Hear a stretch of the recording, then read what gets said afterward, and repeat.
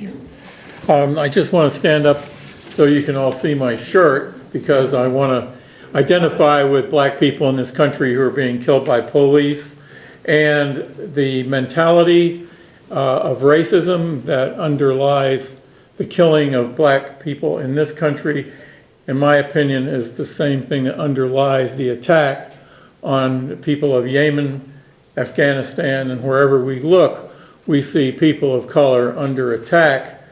And the problem I believe we have in this country is not that anyone in this room wants to lynch or shoot black people, but racism and white supremacy is so pervasive and so, in my opinion, part of our culture that we are able to accept the killing of black people and people of color in other countries because we have come as white people to accept that. We are not lynchers, we are acceptors and accepting of lynching. Otherwise, it wouldn't be going on.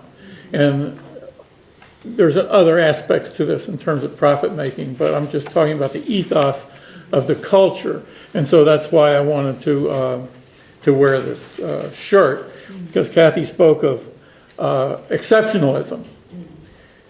I guess I would extend that into the exceptionalism of white people and a culture that can't make any distinctions beyond what's good for itself as opposed to other people of color. And that white culture has protected through the Democratic Party and the Republican Party its privileges. But if you even go back into the New Deal, you find that FDR was accepting New Deal cuts that kept black people from benefiting from what white people were benefiting from. So this is why I'm wearing this shirt, and this informs my commentary now. First of all, I'm assuming that most people here know that drones are aircraft controlled far away, have no pilots, no human occupants. And I'm also assuming that people know generally what civil society is. In other words, the political, the bureaucratic organizations that enable us all to have routine needs met and political needs met in a predictable way. And so I'll start by saying that Yemen, Afghanistan, and Pakistan are probably the most attacked nations in the world. And there's a lot of secrecy that has surrounded that. We don't know precisely how many drone attacks there have been in any of those three countries, or Somalia, or other places. But I would say, from what I can see, is that of those three countries, Yemen, Afghanistan, and Pakistan, civil society has been most destroyed in Yemen. And this was also, in my opinion, systematically done as planned out over a number of years leading up to the invasion and bombing by Saudi Arabia. I don't think Saudis decided to do this overnight. I think the preparations for this were long in the making.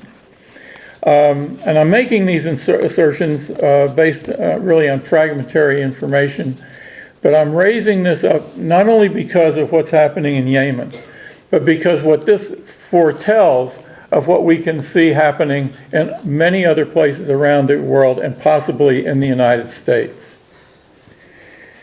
Since the first drone attack in Yemen in 2002 against terrorists, they say, Al-Qaeda, the Bureau of Investigative Journalism has documented 320 attacks from a variety of sources, with up to 1,341 killed. Most of those are civilians. These attacks, and people are fond of calling them airstrikes, as though that somehow makes it seem very military and, very precise. Yes, These attacks against Yemeni people were conducted mostly by drones, but also by cruise missiles, conventional jet aircraft, and AC-130 gunships that have a Gatling gun, just devastating firepower that's delivered by that airplane. And this was happening before the Saudis started bombing. This was from 2002 right up until 2015-16.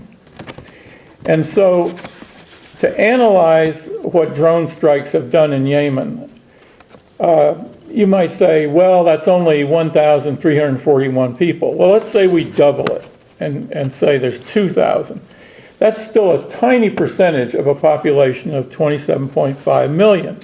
So how could drone strikes have any really deep effect on life in Yemen? Well, first of all, although these strikes were supposed to be conducted and were announced to be conducted against terrorists, in fact, there is evidence that the United States was killing political leaders in Yemen that it found to be contrary to U.S. interest and Saudi interests. That the United States was involving itself in complex internal struggles within Yemen that were very profound in terms of the outcome that we see today. And I would ask my colleagues from Yemen to please comment at the end about whether they feel I'm on point with this. But there's a very interesting quote in a report by an Arab human rights group called Al-Karama. They studied the U.S. drone campaign in 2014 or 13. They came out with a report called License to Kill. They argued that this campaign was a violation of international law and human rights. But in terms of internal politics and civil society, the report said, under the cover of counterterrorism measures, the American administration, Obama, has involved itself directly in a multi-dimensional internal conflict. Now, what they say, when you say you involve yourself in a multi-dimensional internal conflict with drones, it means that you are selectively assassinating people to address your view of how internal conflicts should evolve. And there were multiple, and it says, that were taking place in the multidimensional internal conflicts taking place between the central Yemeni authorities and multiple opposition groups, including armed groups of jihadist tendency, namely Al-Qaeda and Ansar al-Sharia, but also the South separatist movement and different tribes that contest the central government's authority.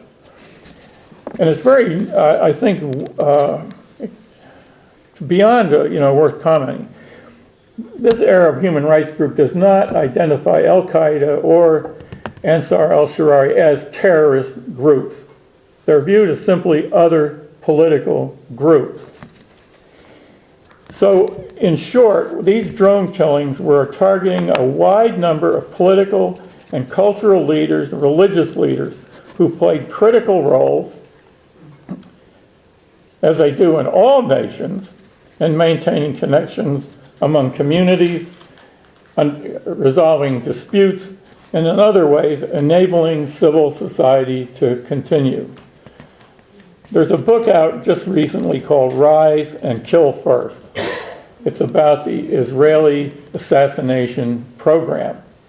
Thoroughgoing, long-standing, a central part of Israeli political international policy.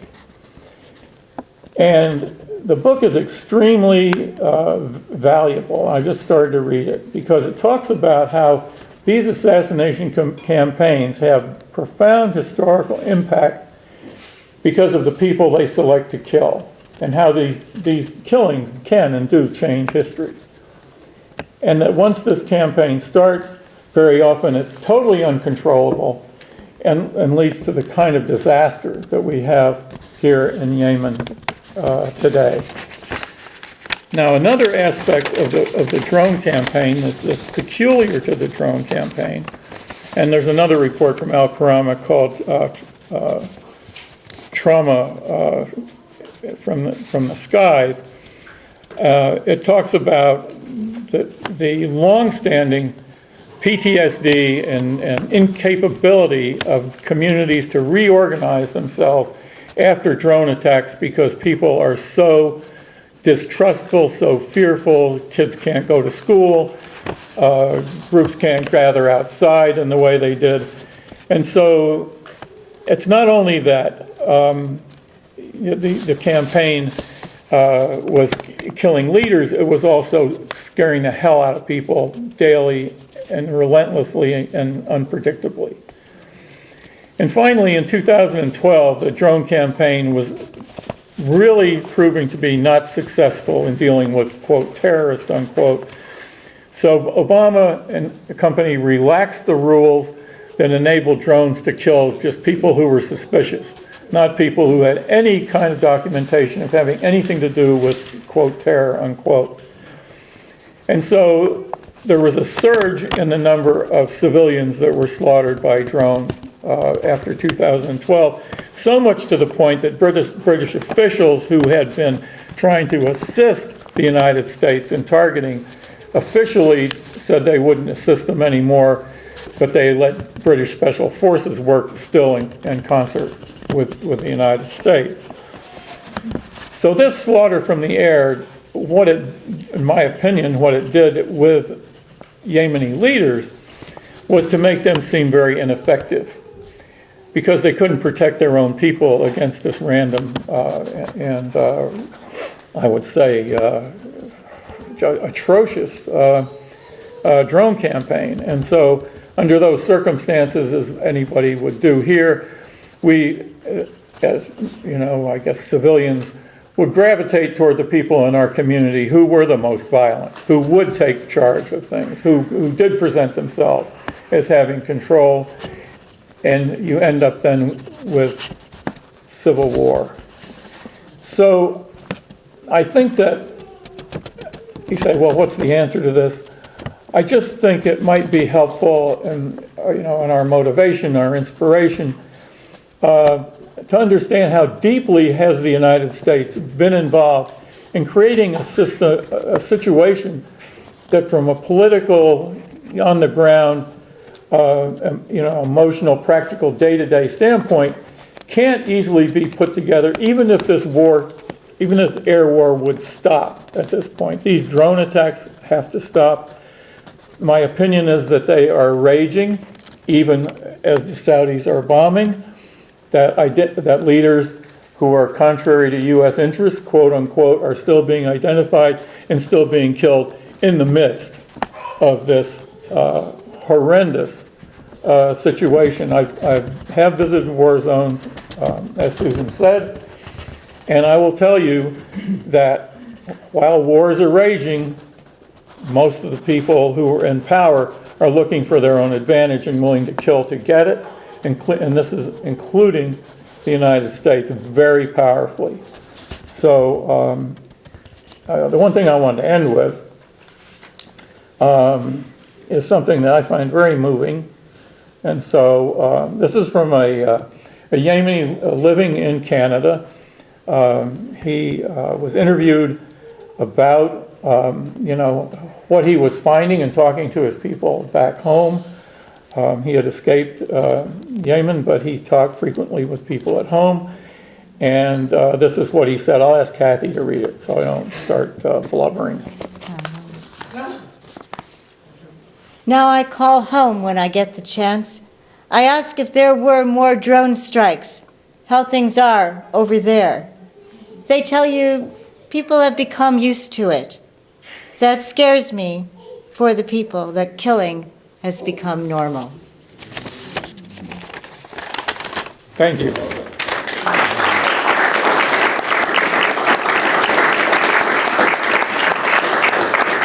So what I'm going to ask each panelist to do now is to spend 3 minutes with a solution, a way forward, and then we're going to open it up To questions from all of you. Yemen absorbed 117,000 refugees in 2016. The United States took in 80,000 refugees that year.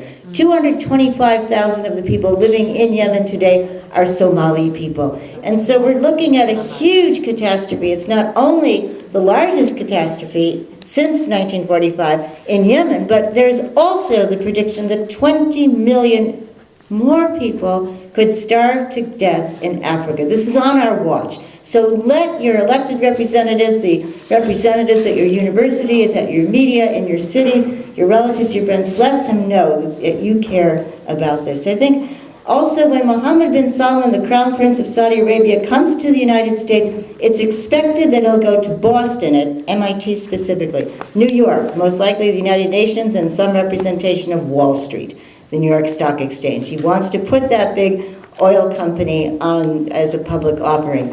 He'll probably go to Houston, to San Francisco, and every person you know in any of those cities has an opportunity to let it be known that we do not believe the United States should be supporting war crimes, that we are sorry for all that the United States has already committed in terms of war crimes against people in Yemen. We are not at war with Yemen, and that we believe we ought to be paying reparations.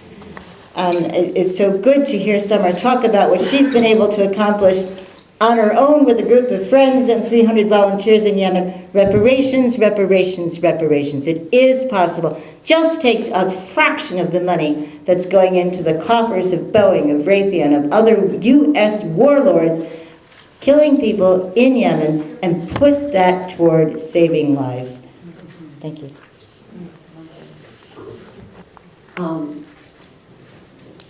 Get involved.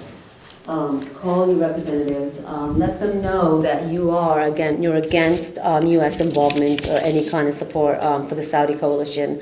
The U.S. has, more than 900 bases throughout the world, military bases. We are at war with the world.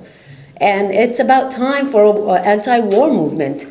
And, you know, there's this feeling, it's unfortunate, it's kind of like Kate was talking about how politics along all party lines is like the same when it comes to foreign policy, and that's true, but there is this feeling that as an activist in New York City and in our own, what we're going through as a nation in general, there's this, I believe, this kind of like accidental awakening since Donald Trump has come into power, and I had to take such ugly hate in our face to be like, oh damn, my God, what's happening? Like to really wake up and notice the stuff that's happening. I think it's momentum is on our side, and people care when they know, when you speak to people and they understand and you educate them. They move into they want to help in however way. I mean, like Kate said, even 2 minutes, 3 minutes of your time to make a phone call or to send an email.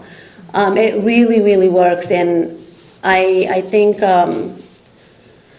thank you all for even coming out tonight on a Thursday night and hanging out with us till 10 p.m. Thank you.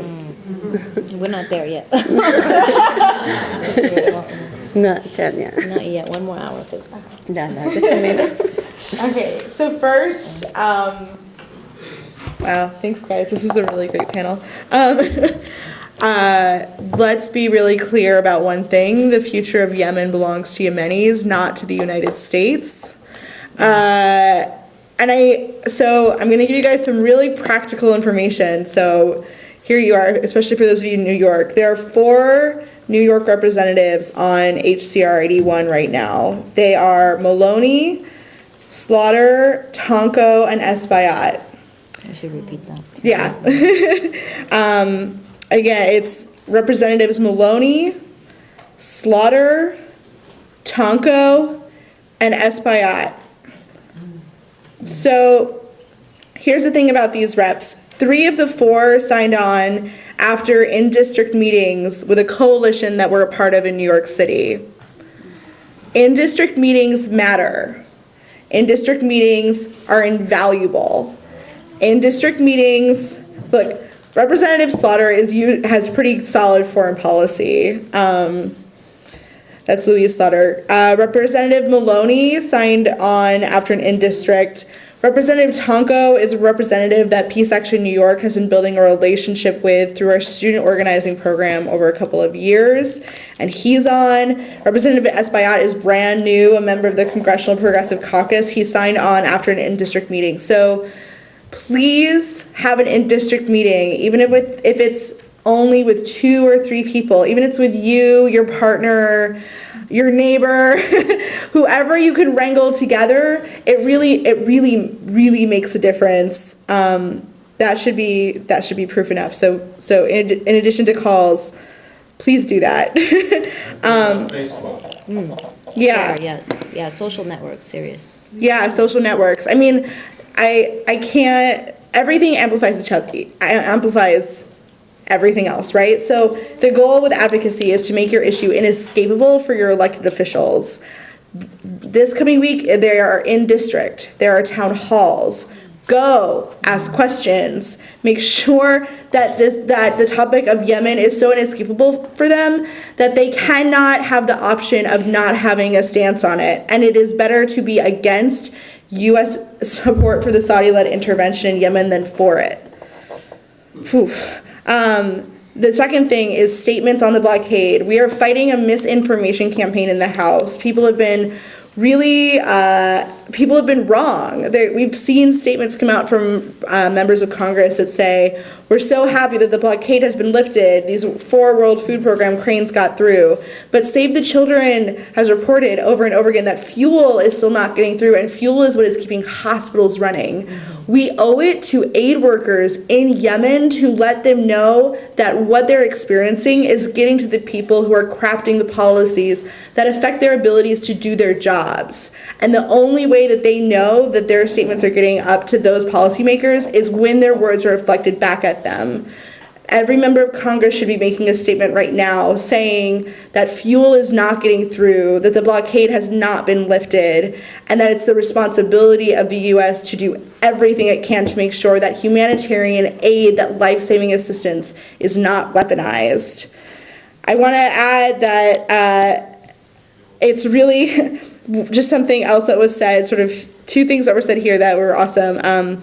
Follow Yemenis. I'm definitely here because I reached out to Rabia months ago, and she's been an important relationship for our work. She's such an incredible human being, and it's really incredible, and it's really because of sort of this reaching out to Rabia ages ago, it feels like now, that this past weekend, it wasn't just me in DC. We brought about 24 people from New York, from 13 different congressional districts, who had meetings on the Hill with their representatives. And what was so incredible and such a reminder from the students who we brought with us was that they weren't done when they were talking about Yemen. They wanted to talk about anti-war work. And it reminded me that as important as it is to kind of keep asks simple, because all your rep has to do is sign on to HCR 81, all our senators have to do is support companion legislation in the Senate that we're expecting. If we're not telling them U.S. foreign policy has to prioritize diplomacy, if we're not telling them that Iraq deserves the entire $88 billion in reconstruction it's asking for from us, they're not hearing it. I mean, I know this is so silly because there are so many statements that we hear over and over again, right, that sort of become meaningless almost, but the Gandhi be the change you want to see in the world, that's not like an out in the air suggestion. That's not something that is so broad it becomes meaningless. It's actually really specific. If you think someone should do something about Yemen, you should do something about Yemen. If you think that someone should be telling representatives, hey, war is wrong, you should tell your representatives that war is wrong. It's really, it's not pie in the sky. It's really simple. And my last appeal for you is don't give away your power. Don't give it away. There are so many students who I know who go into college and they've never lobbied before, they've never called their representative, and I think that the challenge of that, I'm sorry, I'm way over 3 minutes now probably, is because I think the challenge is, we ask you guys to please make this difference so you don't see it change, and so because it doesn't change once, then you don't do it again the next time you're asked, or the next time, or the next time. And this isn't just to you guys in the room, this is just broadly speaking. And so we give up before trying. We say the political system is so corrupt, it never listens to us, why would I even try speaking to it? But that idea that the political system will not respond to you, that is their best and first and strongest line of defense, because actually they have to listen. And if it's not through lobbying, then thank goodness it's an election year, because we can bring it there. This is so key. We can make, I really believe that we can make foreign policy a point, something that people are elected on this year, because it has been so in the news how bad it has been. I really think that this can be an issue on which people have an incentive to take a stronger position than they've taken in the past, because it's an election year.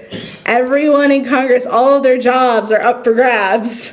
So if your representative is being a stick in the mud on something as essential as, let's not continue arming people who are indiscriminately targeting children who are weaponizing aid, bring that to the ballot with you and tell others to as well. But before that, your family members, anyone who you can get to go, make these calls, write letters, do in district meetings. Don't give up your power. Don't give it up. Okay, I'll be, No, it's okay, it's okay. Don't worry about it. Go ahead. No, go ahead. I thought you had It's fine. passed Please. your, Please. Go ahead. No, seriously. You can go. all right. Go ahead, no, yeah. He's reading to it, yeah, the paper, so. 3 things. One, I believe it's important to go to Nita Lowey's office, Congresswoman Elliot Engel's office, and urge them to support HCR 81. Any calls to Congress, I would urge you to add that the U.S. must stop all military action of any kind, overt or covert, in Yemen, because that is central to getting this thing settled. Second thing, I think we should definitely donate to Yemen Aid. And the third thing,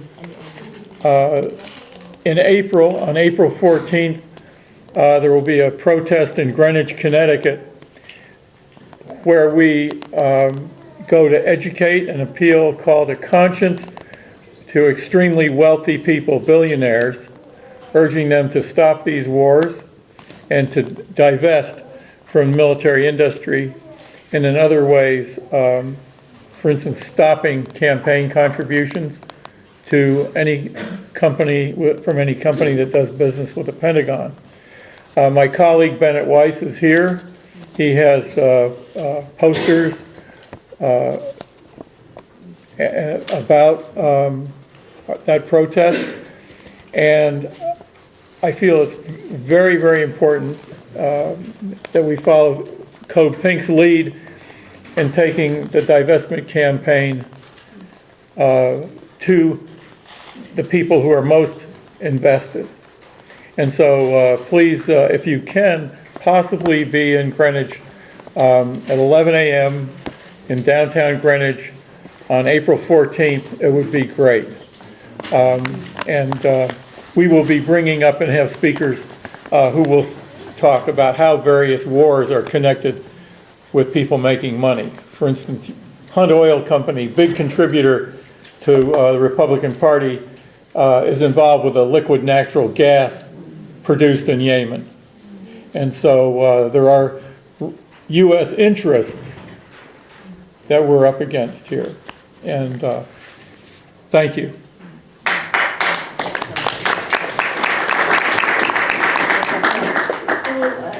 Wow, they just said everything. legislation. It's very important that, I got you, don't worry about it. It's very important that we do act. This is actually a great time to act, to be honest. When Trump came into power, it was like, sometimes sometimes bad things happen for good reasons, really. And I think this is like an awakening for us. It's like, wow, we really have been so privileged and we just didn't do much for the past year, decades, and now we're really in reality, so now we have to do something. Call, type up to your representatives, go to your councilmen. These are jobs, they get paid to listen to you. I mean, this is what it is. And they're getting free money right now. I think we have to really talk to them. Another thing is to come out to these events. Yemenis feel alone. Yemenis feel alone. And it's really humbling to see the audience here today. They feel like nobody's listening. So make them feel like they are. They are being heard. Support organizations, whether it's Yemen Aid, whether any humanitarian organization that does work on Yemen. It's really crucial to how we can help, at least, unfortunately, during this time. Change does not happen overnight.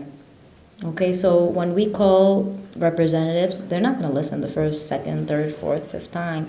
If you're to the point where you bother them, then they listen. No, it's really true. This is important, and the fact is that we have to build on action, and I think my colleagues here, they really did an awesome job to explain that. But yeah, we'll definitely spread the word about Yemen, learn something new about Yemen. It's not just wars. Remember that lyric, wars, what is it good for? Love that song. And it's really true, though. What is it good for? Nothing, as they said in the lyrics, literally, yeah. It's just a capital business. It's a business. So Yemen is rich with resources, oil, revenue. The ports, it's strategic. It actually, the Bab el-Mandeb, or the Strait, they actually, all the oil that come and all the resources to lots of first world countries come through that port. So it's very important why there's a lot of actors coming into this country. But remember, there's 27 million people on the line, and over half of them are youth, bright people. So please make some time, and I won't take most of it. I know everyone's a little tired, and we have work tomorrow, so thank you.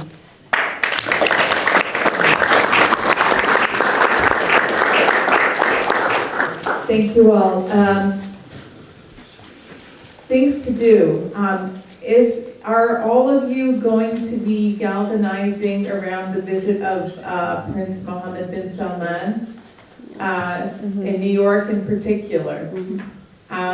So Peace Action New York is definitely working on that, and I know Voices for Creative Nonviolence, Code Pink, others are working around that. So are all of you going to be involved in protesting his visit? Yes. Okay. Can we agree, everyone here, that we will physically put our bodies wherever Prince Mohammed bin Salman is going to be and join in this action to protest him?